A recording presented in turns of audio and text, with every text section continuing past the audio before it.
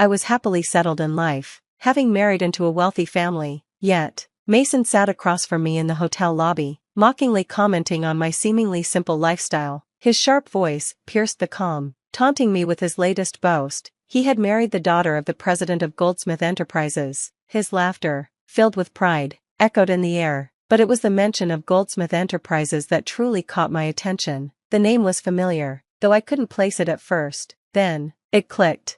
As Mason continued to gloat, unaware of the humor I found in his bragging, I reflected on my life. My name is Patricia, and I'm 37 years old, living contentedly with my husband, Mason. I work in my family's real estate business, primarily handling administrative duties, while my father, the president, manages the company's broader strategies. As an only child, I'm expected to lead the company one day. Despite this looming responsibility, I've always strived to balance my personal and professional life, especially with Mason. Mason, who graduated high school and works at a moving company, has a physically demanding job I deeply respect. To avoid making him feel inadequate, I seldom mention my university degree or my anticipated future as company president. We met through a mutual friend during college after Mason's company helped her move. Initially, he was interested in her, but after she turned him down, we started to get to know each other. His laid-back demeanor complemented my meticulous nature, and our relationship blossomed. We married in our late 20s after a brief courtship, and his parents warmly embraced me, making my transition into his family seamless.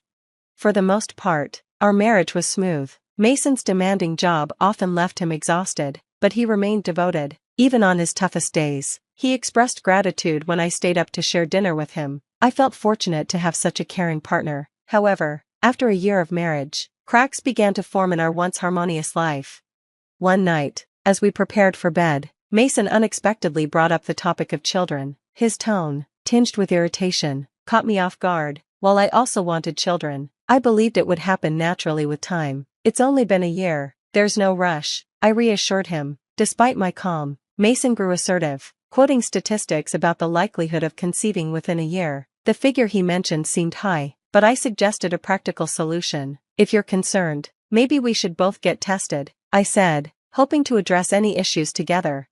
His reaction stunned me. What are you implying? That it's my fault? He snapped. Usually, it's the woman's fault. His tone was laced with contempt. I was taken aback. I had never accused him of anything. Yet, Mason seemed intent on blaming me. It's definitely the woman's fault, he added coldly. Hurt and shaken, I could barely muster a reply. Of course, I said softly, so just you get tested. I'm too busy with work.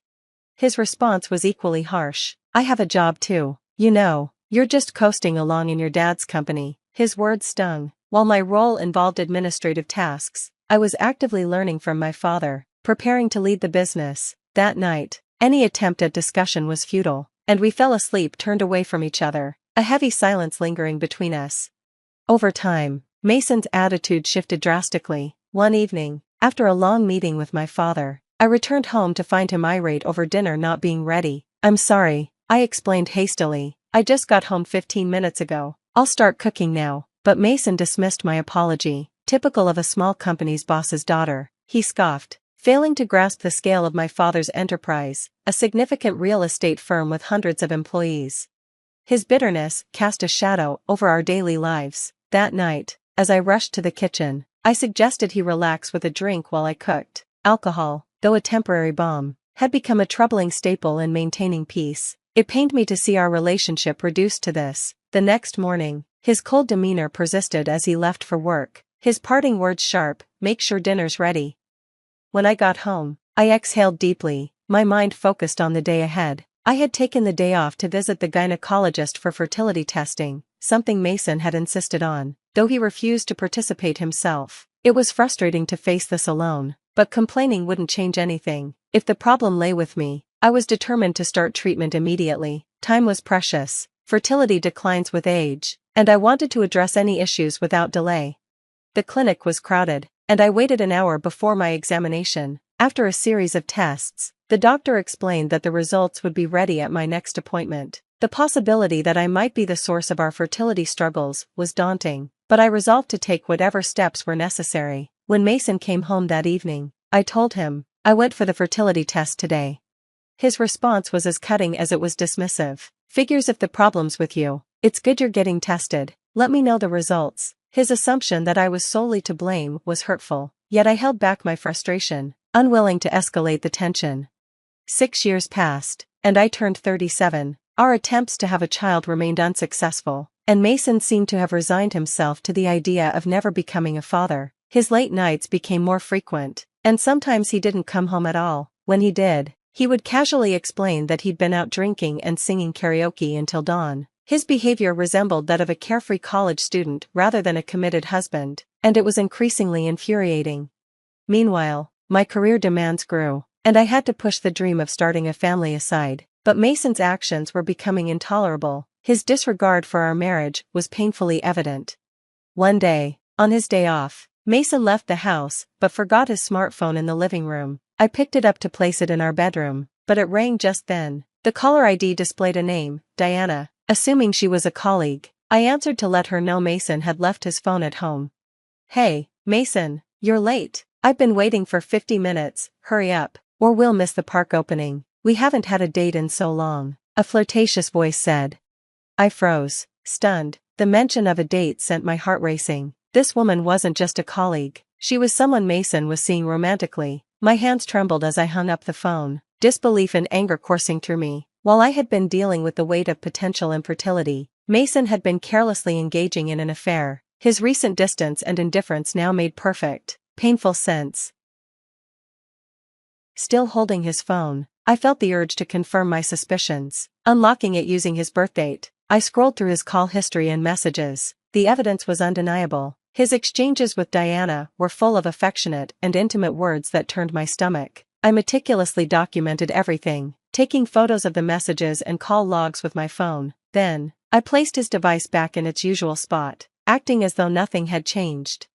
A month passed in this unsettling limbo. One day, my father, the president of our company, called me into his office. "I have something important to discuss with you," he said gravely. His tone made me brace for serious news, adding another layer of stress to my already overwhelming situation. That evening, Mason, perhaps sensing the inevitable, suggested we consider separating. His timing couldn't have been more convenient. I had already been preparing to address his infidelity and initiate a divorce. "Yes, let's divorce," I agreed quickly. Mason seemed taken aback by my readiness, perhaps expecting resistance. His relief, likely fueled by thoughts of a future with Diana, stung deeply. He handed me divorce papers the next day, which I signed without hesitation. "I'll file these tomorrow. I'll be leaving the house," he said nonchalantly. "Are you sure about the mortgage?" I asked, suspecting he hadn't fully considered his financial situation. His job, while demanding, wasn't lucrative enough to cover the payments alone, but I didn't feel any obligation to cushion his transition.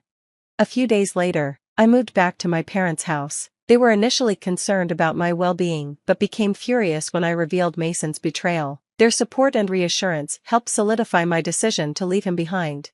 I threw myself into work, using my responsibilities to distract from the emotional wreckage of my failed marriage. A year passed in a whirlwind of projects and commitments. One evening, noticing how consumed and fatigued I'd become, my father suggested I take a break. "Why don't you take a trip? Things will only get busier next month," he said, his concern evident. Grateful for the suggestion, I decided to take a solo trip to the Northeast, craving peace and a change of scenery. The crisp air of the Northeast was invigorating, cleansing my weary soul. The locals were kind and welcoming, their warmth slowly mending my spirit. Wanting to indulge in the best experience possible, I booked a stay in a renowned Los Angeles hotel for the final leg of my journey. After checking in, I settled into the lobby with a welcome drink, letting the fatigue of the past year melt away. For the first time in a long while, I felt a flicker of hope for what lay ahead. The serene atmosphere of the hotel lobby wrapped around me as I sipped my drink, feeling a rare and precious sense of peace. I half-joked to myself about moving to Los Angeles when a familiar voice pierced through my thoughts. "Huh? Hey, what are you doing here?"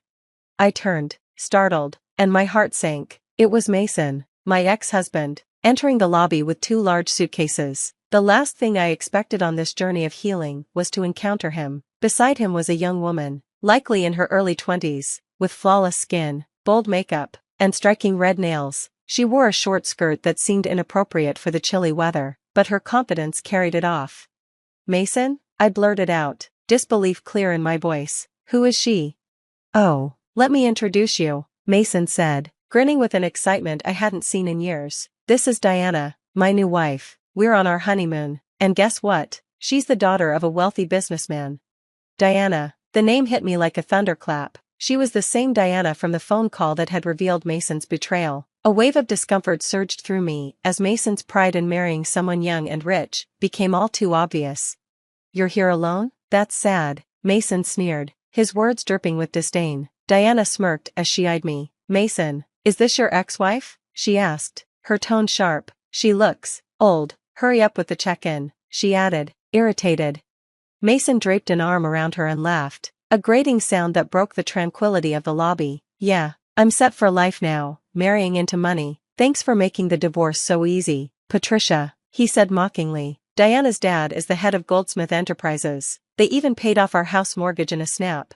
I took a deep breath, steadying myself. Goldsmith Enterprises? I said casually. Oh, I know them. Their main office is in that big building downtown, right? Mason looked momentarily surprised. You've been there? Yes, I replied evenly. That building is part of my father's real estate portfolio. He bought it recently for $500 million. He's mentioned them before. They're a tenant, though apparently not the best one. Mason and Diana exchanged puzzled glances. What do you mean? Diana asked, her confidence wavering. I let the silence linger for a moment before continuing. Goldsmith Enterprises has been late on their rent for months. My father was just talking about starting legal action if it doesn't get resolved. Diana's face paled. That's impossible. Our company is doing great, she stammered, her voice filled with doubt. I'm not making this up, I said calmly, pulling out my phone. I called my father and asked him to send over the most recent rent notice. Within moments, I showed them the document, which clearly listed Goldsmith Enterprises' overdue payments. Diana's bravado crumbled. Come to think of it, she murmured, Dad has been stressed lately, talking about slow sales and layoffs. Mason, however, exploded in denial. You're lying, you're just trying to ruin us. You've always been spiteful, he shouted, his accusations loud enough to draw glances from nearby guests. His words were a sharp echo of our troubled past, but this time, they didn't sting. Spiteful? I repeated, my tone steady. Mason, I have no reason to care about your life. You moved on, and so have I. I just feel sorry for Diana. Did you marry her for her money, just like you rushed into marriage with me to have kids?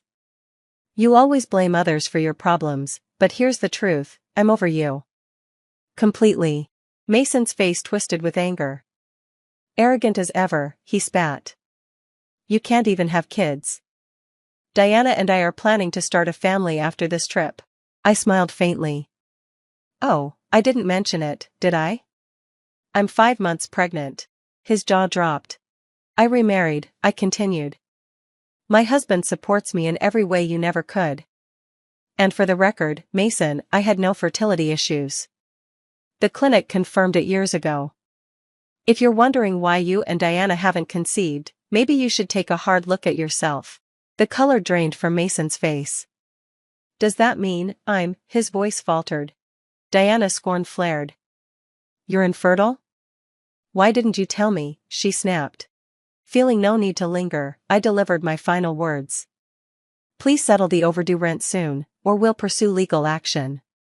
Goodbye, Mason. As I walked away, their voices rose in an argument behind me. Back in my room, I felt a deep sense of closure. When I returned from the trip, my husband greeted me warmly. Welcome back. I hope you had a chance to relax. I did, I replied, smiling. For the first time in years, I felt truly free from my past. Later, I learned through my father's connections that Goldsmith Enterprises had spiraled into financial ruin, mired in scandal and debt. Mason's dreams of luxury had crumbled as swiftly as they'd been built. My life, by contrast, was filled with new beginnings and genuine love. I had moved on, not just from Mason, but from the shadow he had cast over my life.